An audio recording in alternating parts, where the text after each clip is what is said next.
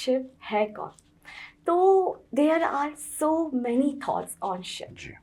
और मैं बताना चाहूँगी कि मैं शिव जी को अपना इष्ट देव भी मानती हूँ।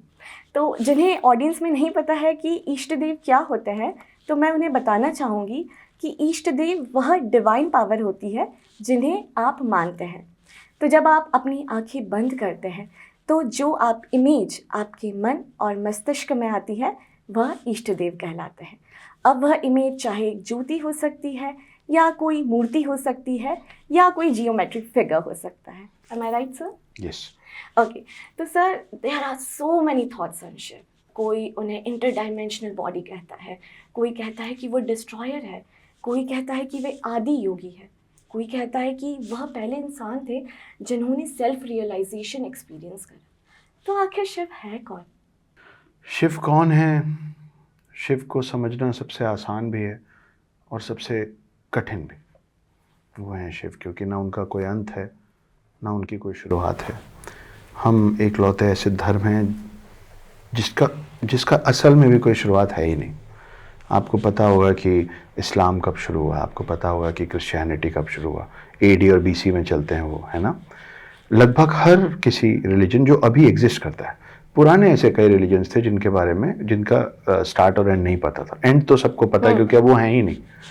पर हम एक लौती ऐसा रिलीजन बचे हैं अब तक जो अभी तक चल रहा है, मगर कब से चल रहा है वो पता ही नहीं। तो इसी वजह से हमारी पूरी कहानियों में जब दशावतार की बात आती है तो शुरू होता है मत्स्य अवतार से, जब पूरी धरती पे सिर्फ और सिर्फ पानी था और सिर्फ एक्वेटिक एनिमल्स होते थे। हमारी कहानी वहाँ से शुरू होती है ना। और हमारी कहानी अभी तक है और हमारा एक अवतार अभी भी आना बचा है। और इन सब से पहले, मत्स्य अवतार से भी पहले और इन सब के बाद, कल्कि अवतार के भी बाद शिव रहेंगे। तो आपने जो दो चार चीज़ें बोली ना, इंटरडाइमेंशनल, आपने कहा डिस्ट्रॉयर, आपने कहा पहले ऐसे व्यक्ति जिनको आत्मबोध हुआ था, ये सब शिव हैं। इसीलिए ये इतने सरल भी हैं कि उनको भोलेनाथ बोला जाता है। और आपने कहा डिस्ट्रॉयर, तो सरलता के साथ ना ये साथ में ही आता है कि जो आप हमेशा अपने आसपास भी देखेंगे कि जो बहुत ज़्यादा डूब के प्रेम करता है ना, वो उतनी ज़्यादा नफ़रत भी करता है, उतने हेट्रेट का भी लेवल। तो आप किसी से ये उम्मीद नहीं कर सकते कि जब तुम प्यार करो तो बहुत अच्छे से करो, at the top of your level करो, लेकिन जब तुमको गुस्सा है ना तो टोन डाउन हो जाओ। अगर आपको उसका गुस्सा टोन डाउन करना है तो आपको उसके प्यार में भी बोलना पड़ेगा कि इतना मत करो यार, टोन डाउन हो जाओ। क्योंकि वो व्यक्ति एक ही है।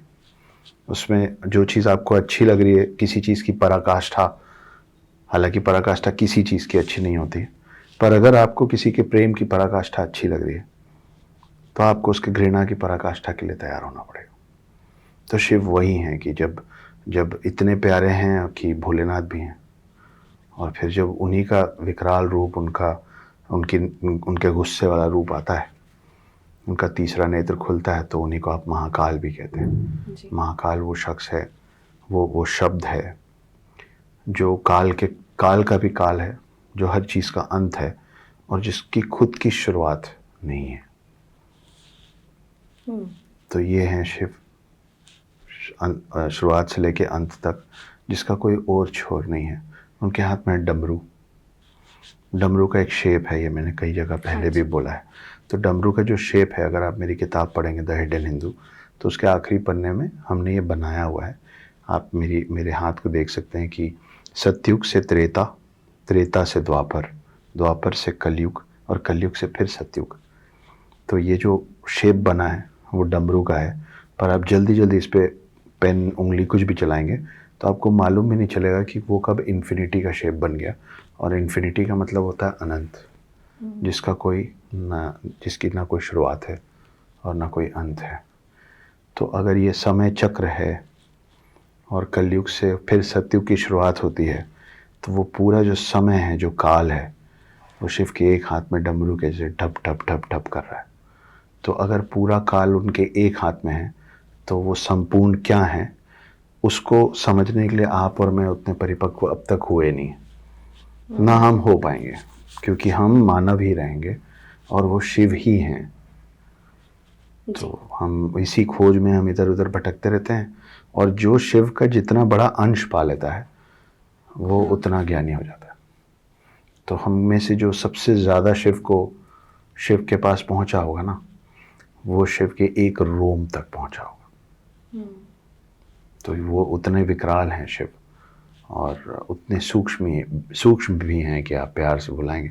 इसीलिए हनुमान जी जो हैं वो शिव जी के अवतार हैं, जी। है ना। तो आप देखिए कि उनमें जो अष्ट सिद्धि है उसमें एक सिद्धि है कि वो जितने बड़े चाहे बन सकते हैं, और एक सिद्धि है कि वो जितने छोटे चाहे बन सकते हैं।